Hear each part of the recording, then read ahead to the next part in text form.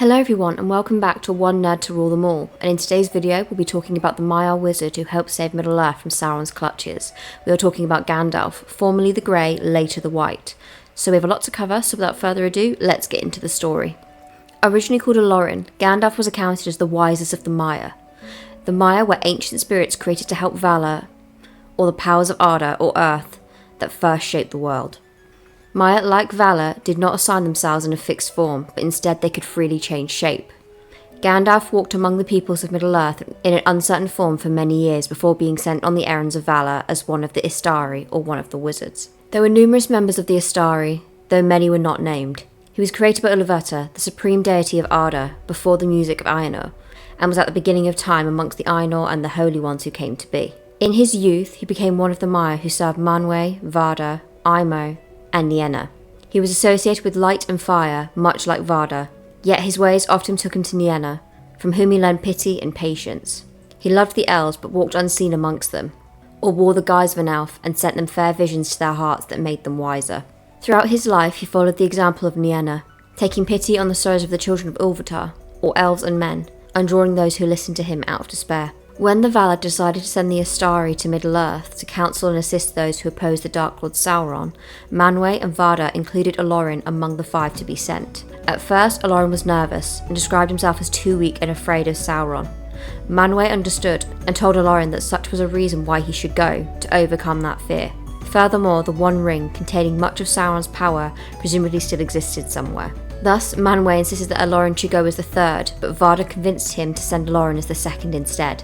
He agreed and prepared for Olorin's departure from the Undying Lands with the other 4, arriving about the same time that the necromancer appeared in Mirkwood.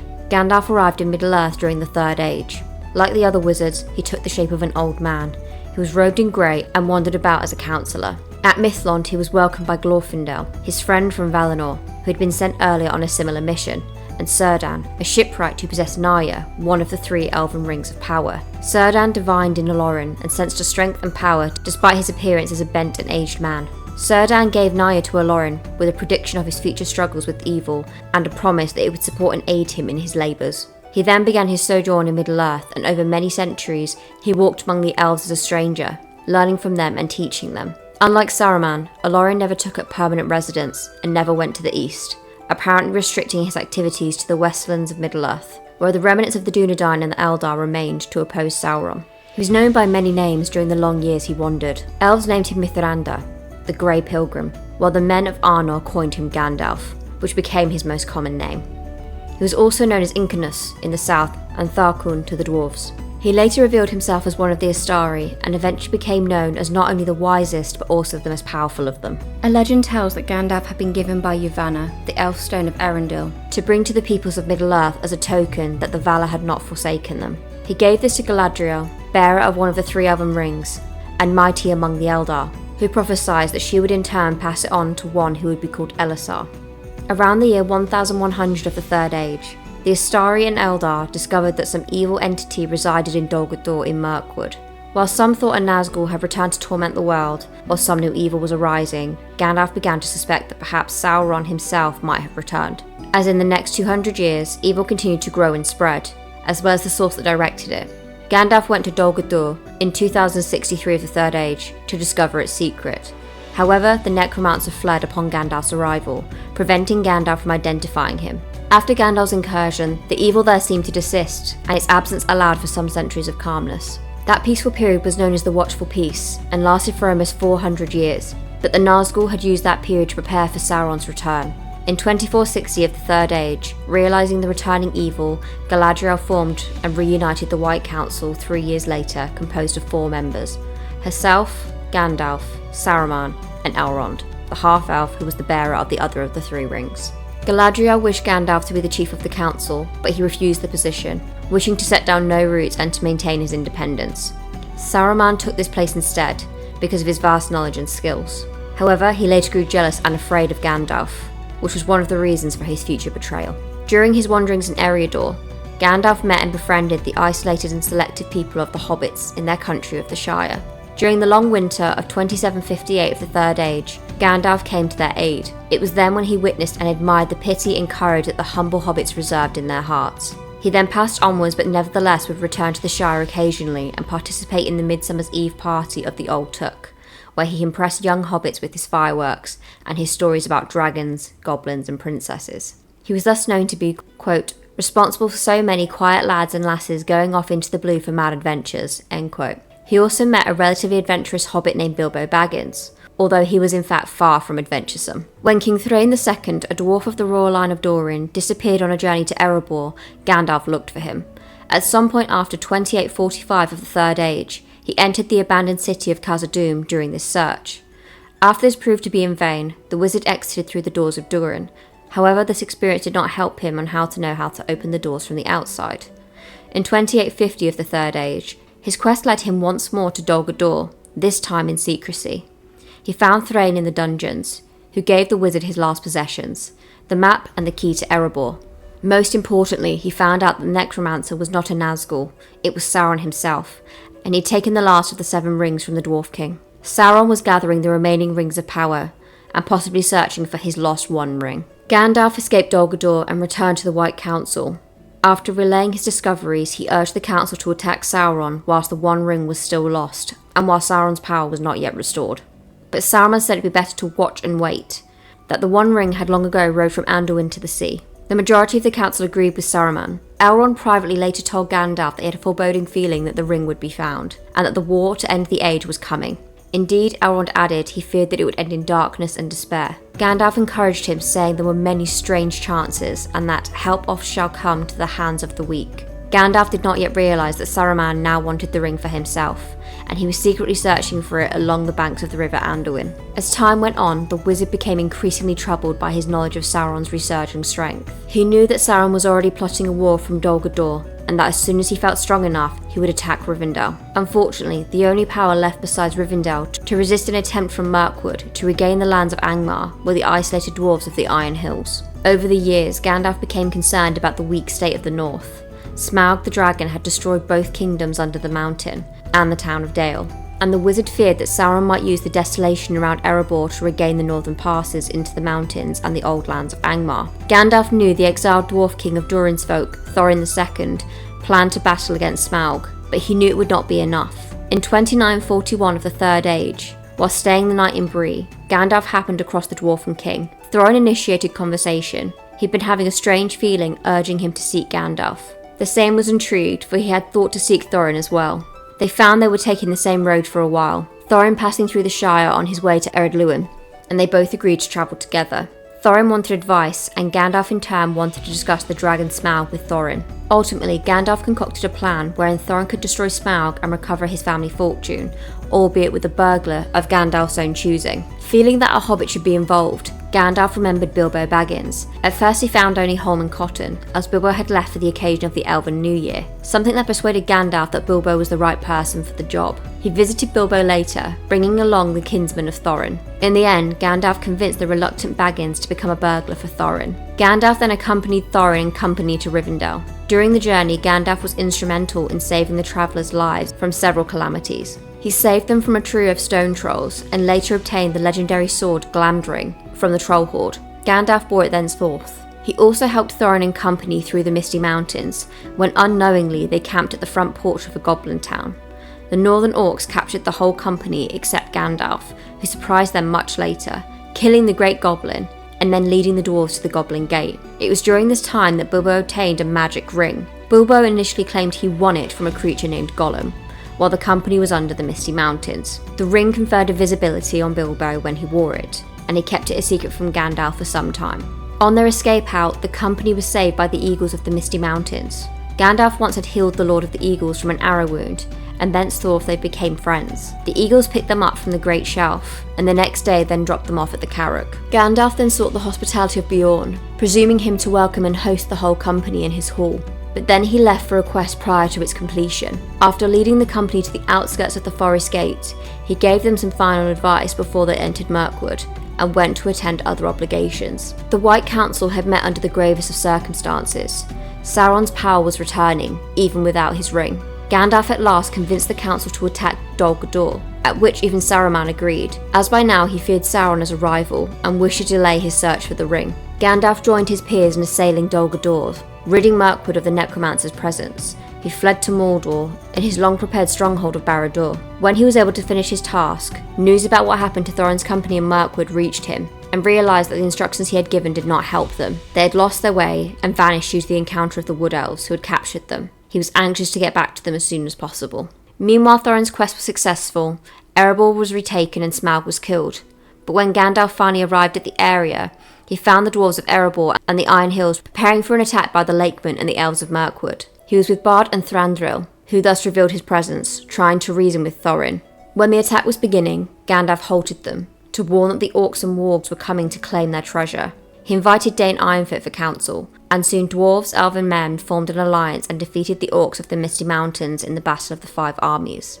King Thorin was mortally wounded, and after his funeral and the re-establishment of Erebor under Dane, Bilbo and Gandalf followed their way back. They celebrated Yule at Bjorn's, and then returned to Rivendell, where he discussed with Elrond the events of Dol Guldur and the Lonely Mountain. Gandalf had accomplished his immediate goal, which was to destroy Smaug, since he could have been used to disastrous effect by Sauron. A large number of orcs and wargs were killed in the north, removing the threat to Rivendell and Lothlorien. The two agreed that it would be better if the necromancer was banished from the world altogether. As Gandalf and Bilbo passed the site of their former encounter with the stone trolls, they made sure to recover the gold of the troll hoard that they had buried before the wizard left to perform other duties, and Bilbo returned to the Shire. Gandalf, for his part, found himself amazed by the Hobbit. Until then, the wise had paid no attention to the hobbits and knew little of them. For the rest of his sojourn in Middle-earth, Gandalf took a special interest in hobbits, and particularly in the Baggins family. Despite the Council's hopes, Sauron was not weakened by their attack. He had foreseen the moves that drove him from Mirkwood, and his retreat was but a feint. 10 years after the attack, Sauron declared himself openly in Mordor in 2951,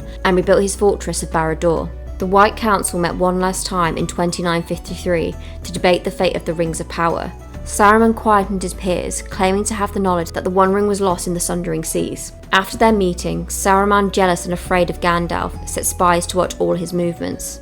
This would affect the peaceful hobbits, as Saruman thus discovered the existence and noted Gandalf's interest in the Shire, and started sending agents to Bree in the South Farthing. In 2956, Gandalf met Aragorn, the hidden heir of Isildur, and soon became friends with him. From this point on, Aragorn and Gandalf often worked together towards a common end, to defeat Sauron. During this period, Gandalf visited the Shire frequently, especially his friend Bilbo Baggins and his younger nephew Frodo. He noted Bilbo's unusual youthfulness despite his advanced age. The suspicious magic ring that Bilbo had acquired during the adventures began to weigh on his mind. Gandalf recalled the deceit Bilbo used in originally claiming it as his own. Bilbo had later admitted to stealing it from Gollum. Gandalf could see that Bilbo was now very preoccupied with the ring, and begun to suspect that the same was indeed a ring of power. Such un-Hobbit-like behaviour aroused his suspicions. In 3001, Bilbo planned what would become known as the Farewell Birthday Party, and at the culmination of the Hobbit speech, Bilbo put on the mysterious ring and disappeared, as a joke for his neighbours. Later, as he was bidding farewell to Gandalf,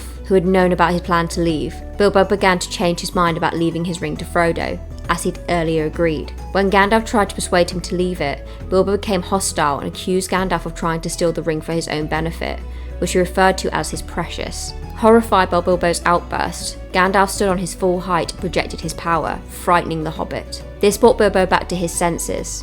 He apologised, admitting that the ring had been troubling him lately, and begrudgingly left it behind. Bilbo and Gandalf bid each other goodbye after Bilbo left the Shire for his journey. Before leaving the Shire, he spoke with Frodo, empathetically warning him not to use the ring. Now keen to find out more about Gollum, he sought Aragorn's help to capture him. Studying the records in Minas Tirith, he found the scroll of Isildur and pieced together the missing history of the One Ring. In 3017 of the Third Age, on his way back to the Shire, he got word from the Galadrim that Aragorn had finally captured Gollum, and he went to Mirkwood to meet him. For days he interrogated him in order to verify what he already suspected. A great fear came over him when he learned that Gollum had been in the Tower of Barad-dûr. Sauron had tortured Gollum and learned not only of the magic ring, but also the name Shire and Baggins. Gandalf left Mirkwood soon after, and left Gollum with the Wood Elves of northern Mirkwood. He now returned in haste to the Shire, asserting that Frodo's ring was not simply a ring of power, it was the one ruling ring of Sauron. Upon returning to the Shire, Gandalf immediately went to Frodo to confirm his suspicions by throwing the ring in Frodo's heathfire, which revealed, in black speech, the inscription upon the ring. Gandalf then told a dumbfounded Frodo about the One Ring and its history, and how Sauron would seek to regain it. Instructing Frodo to go to Rivendell with the ring, Gandalf told him to make arrangements to leave the Shire quietly. While in the Shire, he had a sense of foreboding. In the aftermath of Sauron's assault on Osgiliath, Gandalf heard disturbing news about the war in Gondor and the Black Shadow. He started wandering around Erebor, hearing news about how the refugees had feared they could not speak out, until he met Radagast the Brown, who brought a message from Saruman that he must speak to him at once, and a warning that the Ringwraiths were looking for the Shire. He went to the Prancing Pony at Bree, believing he would not be able to return to Frodo in time. He wrote a letter urging him to move as soon as possible for Rivendell and seek a Strider, whose real name was Aragorn, along with a riddle to identify him. Gandalf would then try to catch up with them when available. He then instructed Barliman Butterbur to send the letter to Hobbiton and to expect a Mr. Baggins that would come under the name Mr. Underhill. He left the inn, but Barliman would forget to send the letter. Soon thereafter, Gandalf arrived in Isengard. At their meeting, Saruman finally exposed his own betrayal by revealing his desire for the One Ring. He offered to his old friend and helper that they would take the ring for themselves and seize power from Sauron. Gandalf rejected this with horror, and was imprisoned by Saruman under the pinnacle of Orthanc. Gwaihir the Windlord soon arrived and helped Gandalf escape. Gwaihir's real purpose of visiting Orthanc was to report a sighting of the Nazgul, as Radagast had appealed for him to do so early on. Gandalf knew that he must return quickly to the Shire, as Frodo and the ring were in grave danger from both Sauron's Nazgul and now Saruman's treacherous desire for the ring. Gandalf hurriedly went to Rohan, desiring to find a strong steed. There he obtained Shadowfax from King Theoden, who later resented the gift. The mighty horse and Gandalf forged a special bond, and Gandalf made quick use of Shadowfax's incredible strength and endurance. Gandalf sped to the Shire. Fortunately, Frodo had already left the Shire without waiting for Gandalf, and was seeking the refuge of Rivendell. Upon arrival, Gandalf learned that the Nazgul, arrayed as Black Riders, had been searching the area. Dismayed, he set out for Bree. Barliman apologised to Gandalf for forgetting to send the letter, worried that the Hobbit had left with Strider, the suspicious ranger. But for Gandalf, this was hope that far exceeded his expectations. After congratulating a puzzled Barliman and blessing his beer, Gandalf then made for Weathertop, a high point in the region, to observe the surrounding area. There he was assaulted at the night by the Nazgul, but drove them off after a great battle of light and flame. These phenomena were seen by Aragorn and the hobbits from afar, without knowing it was Gandalf. Before leaving, he marked the stones with the Cirth G for them to find, then fled east, drawing 4 of the Ringwraiths after him. Several days later, Frodo, Aragorn and company stayed at Weathertop and were confronted by the remaining 5 Nazgul. Despite their escape, Frodo was stabbed in the process by the Lord of the Nazgul with a Morgul knife, a short blade carried by the Witch King. Gandalf was able to evade the 4 Nazgul and successfully reached Rivendell and was welcomed by Glorfindel. However, several days later, an injured Frodo arrived at the Ford of Bruin. Though the Nazgul pursued him all the way there, Gandalf, along with Elrond, saved Frodo from the Nazgul by enchanting the water and sweeping them away. Elrond called a council after Frodo was healed and considered the momentous decision regarding the ring. There, Gandalf explained to the others that Saruman had imprisoned him and how the White Wizard was creating his own army of orcs to rival Sauron's. By chance, representatives of most of the Free Peoples happened to be in Rivendell already for various reasons. Elrond and Gandalf advised that the ring should be destroyed in the fires of Mount Doom where it was made. Others dissented or objected, but eventually submitted to Gandalf's plan. Ultimately, Elrond appointed the Fellowship of the Ring as 9 walkers, numerically set against Sauron's 9 Nazgul. The relatively small number reflected the realisation by Elrond that the other council members from the Quest of Mount Doom would not rely upon strength of arms, but on stealth and good fortune. Gandalf was chosen to lead the company, which include Aragorn, Boromir of Gondor, Legolas the Elf, Gimli the Dwarf, and the hobbits Frodo, Samwise Gamgee, Peregrine Took, and Meriadoc Brandybuck. Several obstacles stood in the company's way. Gandalf was determined not to lead the company near Isengard, so the vast misty mountains had to be crossed. Gandalf decided to take a southern route to the Redhorn Pass and cross the mountains that way, traversing the mountain range and avoiding Isengard. When this attempt failed due to a terrible storm, he then decided to take the Fellowship through the ruins of Moria, where the remains of the great dwarf city of Khazad-dûm was now a labyrinth of abandoned tunnels under the mountains. Others in the company were loath to enter the maze, as it was now the lair of orcs and something known as Durin's Bane. At the doors of Durin on the west side of the mountains, Gandalf, after some delay, spoke the password and led the company into the dark. Having been in Moria on an earlier perilous errand, he was somewhat familiar with the underground passages. Eventually, the party came across the Chamber of Mazabul, where Gandalf read the Book of Records, which revealed the fate of Balin, the leader of an ill-fated attempt to recolonise Moria. Soon after, the party was attacked by orcs and forced to flee the chamber. By then, Gandalf was well aware of their location, and he led the party quickly towards the eastern exit. Unfortunately, Durin's Bane caught up to the group at the bridge of Khazad-dûm. Gandalf and Legolas immediately realised that it was, in fact, a Balrog of Morgoth, a servant of the first Dark Lord. Gandalf faced the demon and broke the bridge they both stood upon, leaving the beast to fall into a seemingly bottomless chasm. But the Balrog's whip lashed out and grasped Gandalf by the knees, causing him to fall into the pit. While falling, Gandalf shouted, "Fly, you fools," and vanished into the abyss. Yet Gandalf did not die. He and the Balrog fell for some time, and the wizard was burned by the Balrog's fire. Then they plunged into a deep lake in the depths of the mountain, which Gandalf later said was as cold as the tide of death and almost froze his heart.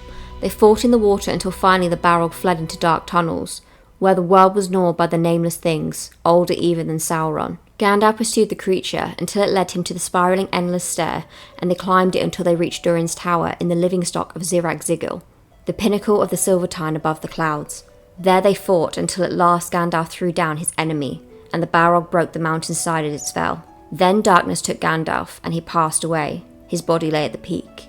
The entire battle, from the confrontation on the bridge of Khazad-dûm to the mutual demise of the Balrog and Gandalf, had taken 10 days. But Gandalf's spirit did not depart from Middle-earth forever at this time. As the only one of the 5 Astari to stay true to his errand, Gandalf was sent back to the mortal lands by Eru, the supreme deity, and he became Gandalf once again. Yet, as now he was the sole emissary of the Valar of Middle-earth, he was granted the power to reveal more of his Maiar strength. The naked power that lay within him was seldom used during the remainder of his time in Middle-earth, as his mission was essentially the same, to support and secure those who opposed Sauron. When Gandalf's strength was kindled, his unveiled strength was such that few of Sauron's servants could withstand him. 3 days later, he was found by the Windlord Gwaihir, Lord of the Eagles, who'd been sent by Galadriel to find him. Gandalf was carried to Caras Gladhorn in Lothlorien, where he was healed, given a new staff and clothed in white, and thus became Gandalf the White. He soon learned that Frodo and Sam had left the Fellowship and were attempting to quest to Mount Doom without the others, and was greatly gladdened to hear that Sam had accompanied Frodo. As Frodo was beyond his assistance now, Gandalf promptly went south to Fangorn Forest, where he met the 3 hunters, Aragorn, Legolas and Gimli, and gave them messages from Galadriel.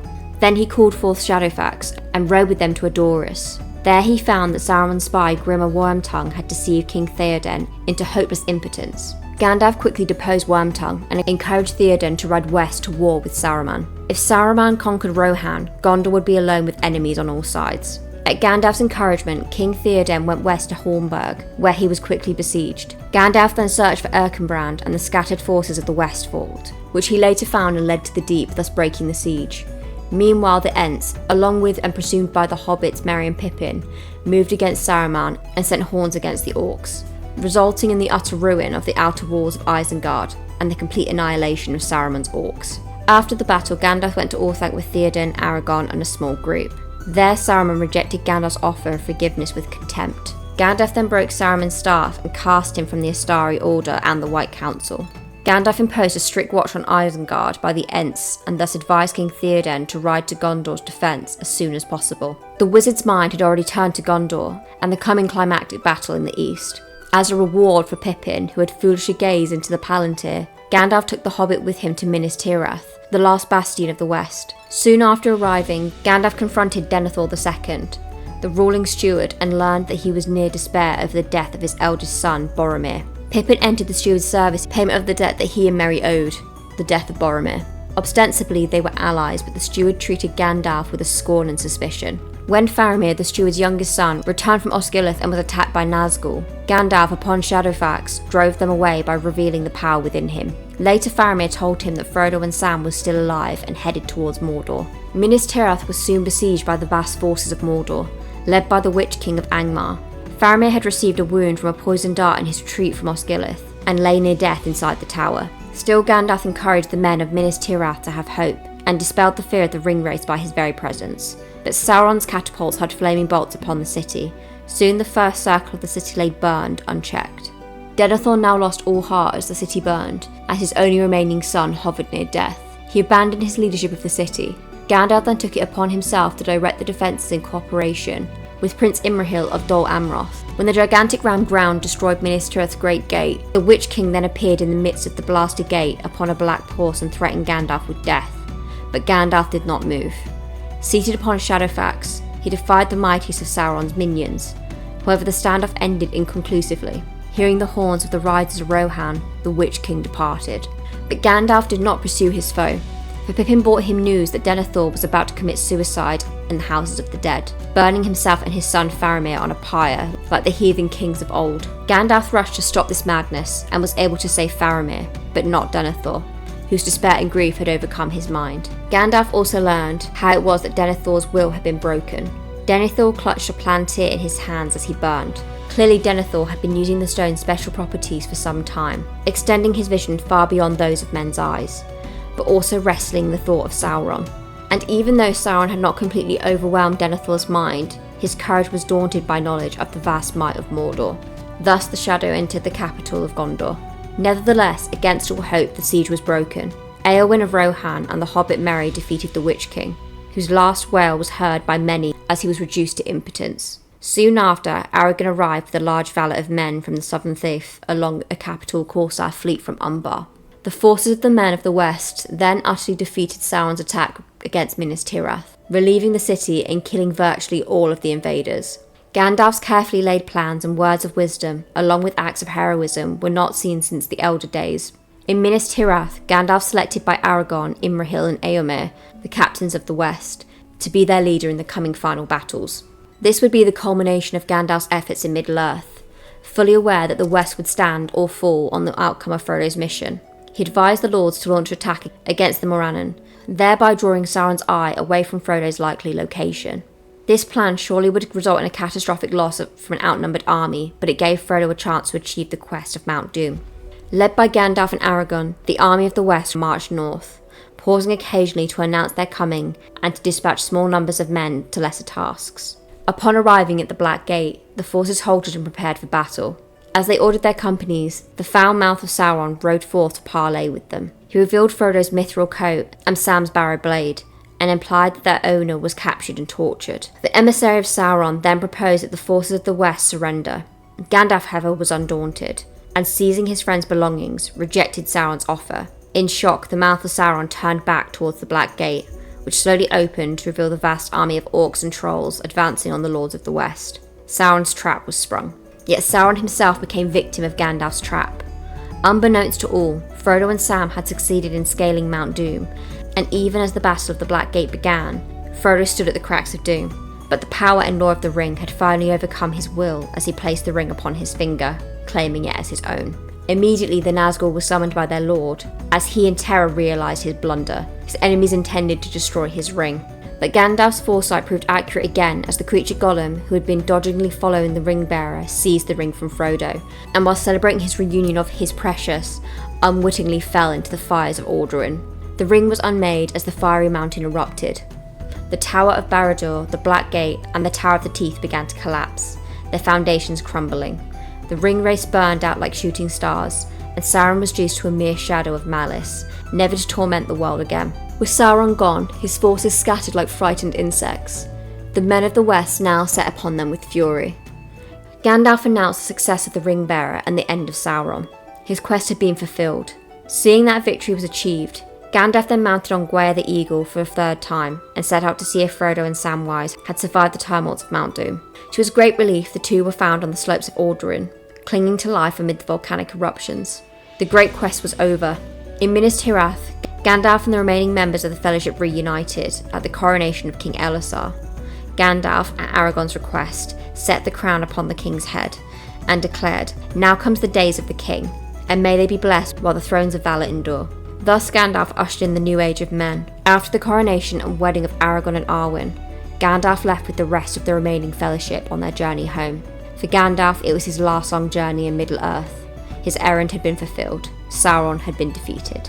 He said farewell to his friends, one by one, until at last only the 4 hobbits remained at his side. At the borders of the Shire, he too turned away. He left the hobbits to settle with the Shire, for the shattered pieces of evil still remained in the world were no longer his concern, and went to talk with the moss-gatherer Tom Bombadil. What Gandalf did during the next 2 years is unknown.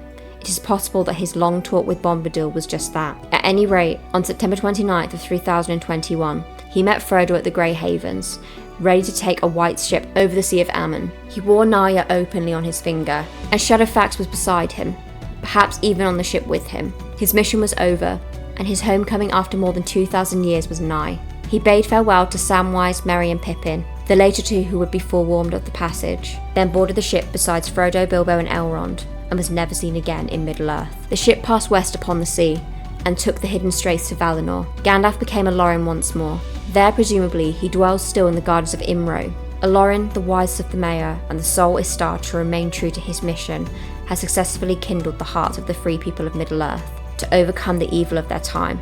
In a large way, this was his victory. That was the story of the great wizard Gandalf. How he came to be in Middle-earth, how he played such a part in the stories that we know and love, and how he succeeded in his one true path to save Middle-earth. If you enjoyed this video, please leave a like and a comment on the video for anything you'd like to see in the future, and please join our fellowship so you don't miss out on any further videos. Anyway, that is it for me. I hope you have a wonderful day. Bye for now.